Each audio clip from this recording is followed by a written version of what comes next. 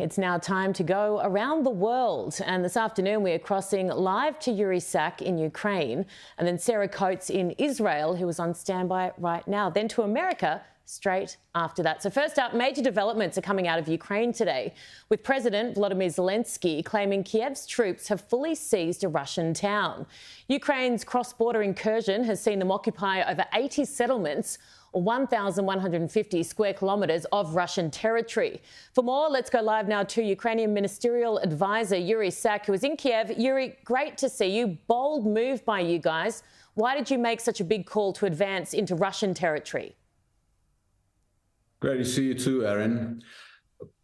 We have said it many times that for us, there is only one objective in our defense operations, which is to drive out the enemy from our land and to achieve just peace, to bring to account all the war criminals and terrorists, and to ensure that we help the world restore the rules-based order. So, just when the world was kind of very pessimistic about what was happening in Ukraine in terms of the front lines, in terms of some incremental Russian advances, as our president said, we have been able to surprise the enemy, to surprise the world, and to be honest, to surprise a lot of people in Ukraine, and to give primarily to Ukrainian people, to give us 2.5 years into this war a very important morale boost. Yeah. So right now, rightly said, we are controlling over 1,100 square kilometers. It's over 80 villages.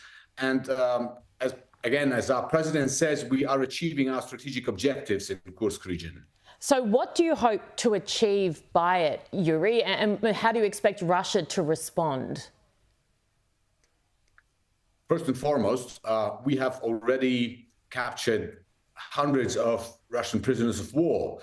And they will replenish the exchange fund, and they will be used to bring back the heroic Ukrainian soldiers who are kept prisoners of war in Russia.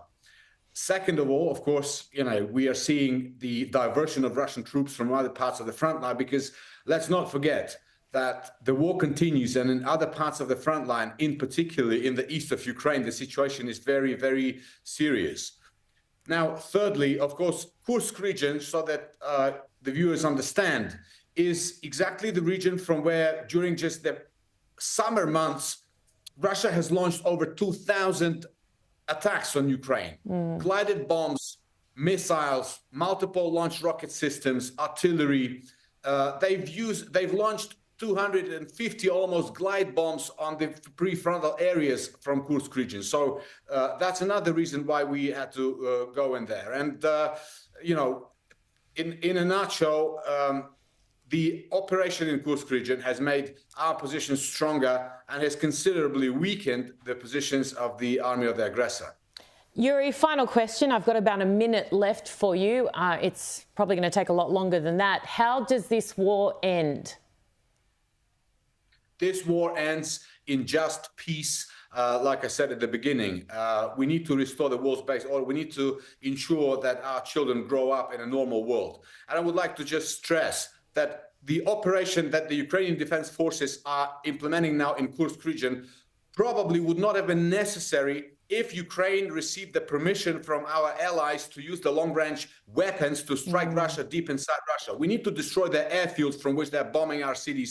We need to target their military facilities. This is how we end this war. But of course, this will be a mixture of military success of the Ukrainian forces on the front line and diplomatic efforts of our diplomats.